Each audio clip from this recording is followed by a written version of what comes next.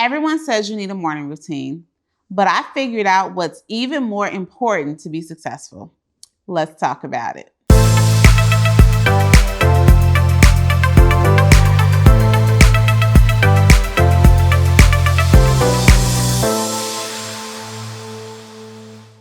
Hey everybody, it's Rosemary Lewis, your educator agent with eXp Realty. And y'all, today I am going to debunk a little bit a myth about what it takes to be successful. And guess what? This video works for entrepreneurs, it works for real estate agents, but honestly, it works for anyone else who wants to find more productivity in your day. So make sure that you go ahead, like, subscribe, and comment to this video. And let's just get right to it, child, because I gotta tell you about this.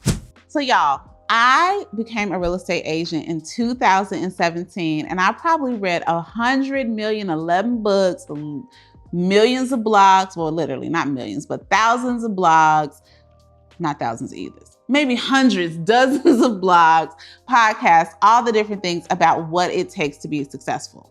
And one thing that I heard over and over and over again was the importance of having a solid morning routine. Now, I have some books that I absolutely love about this topic, like The 5 a.m. Club by Robin Sharma or The Miracle Morning, and I totally subscribe to the theories in these books. But what happened to me is that I found myself, when the alarm clock was going off at 5:15 or 5:30, if I was actually able to beat the snooze button and actually get up, I was only feeling groggy and overwhelmed by 2 o'clock in the afternoon because, y'all, I had a whack night routine. Yes, my nights were trash. So because I didn't have as much discipline at night as I had in the morning, they were like canceling each other out, and I never felt fulfilled until I figured out the importance of having a solid night routine. Now, before I lose you, okay, I know some of y'all are like, oh my goodness, girl, we gotta have a morning routine, a night routine. Like, you're gonna tell me I need a midday routine? Yep, that's kind of your ideal day. But seriously, stick with me here, because this is what happens to a lot of us, especially real estate agents.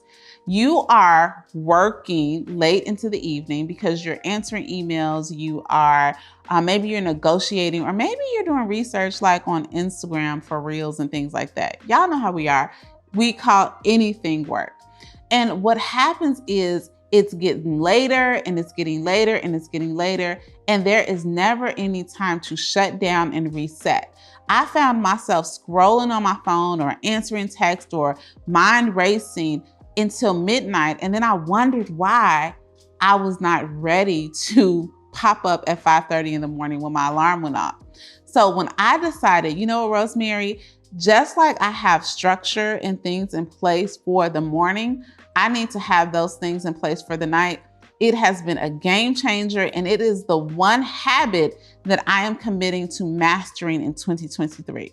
So let me tell you a couple things for my night routine, and hopefully they can help you too. So y'all, here is how I am approaching my night routine. I really think of it the same way that I thought of it when my kids were younger, and I had to literally establish some things that we did every night to get them and their bodies to understand that it was time to shut it down. So the very first thing that I'm doing, y'all, is I have quitting hours. Now, what do I mean by that? Just like a normal business has hours of operation, I have hours of operation for my business. So after a certain time, I am unavailable. I'm unavailable to clients. I'm unavailable to social media. I'm unavailable to anything that is going to disrupt me getting calmed down for the evening.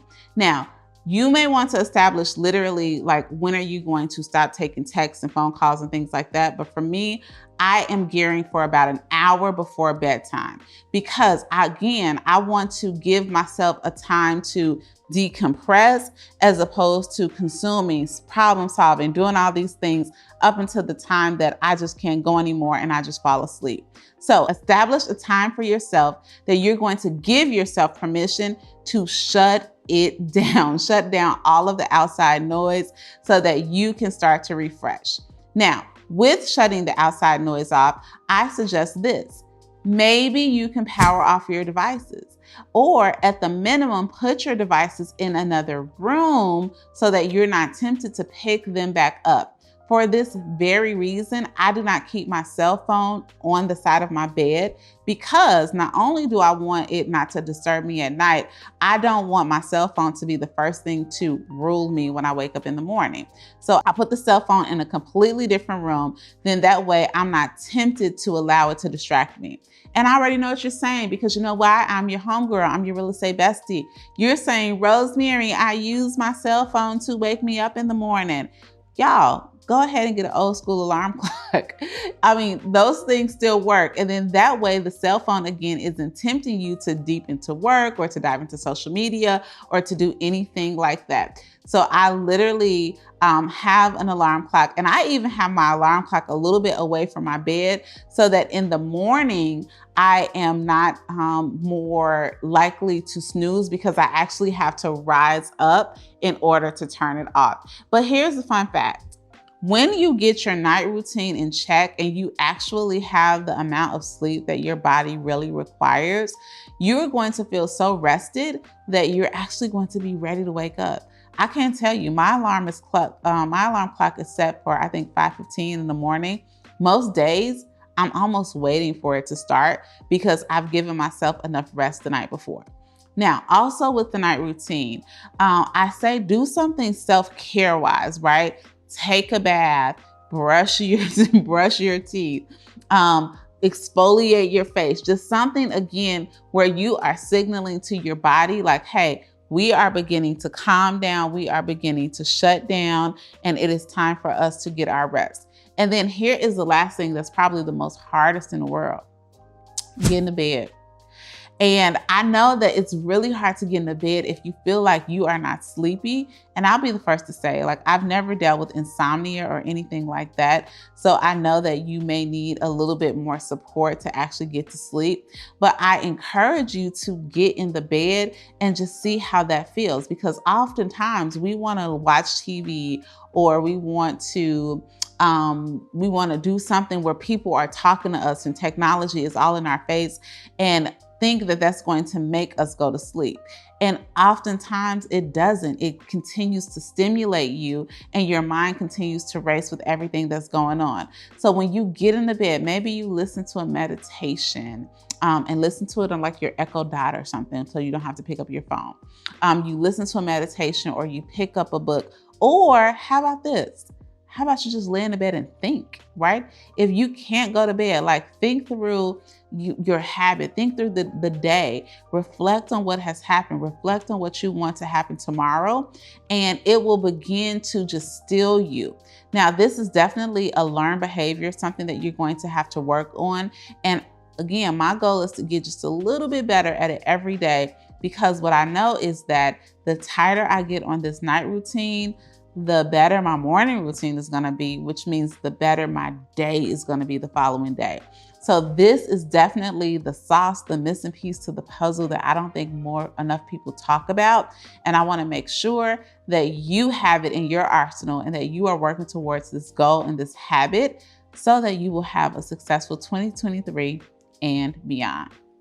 Now, if you made it to the end of this video and you are not subscribed to my channel, come on, friend, what are you doing with your life? Go ahead and subscribe. And while you're subscribing to my channel, hop on over to the Real Estate Bestie podcast.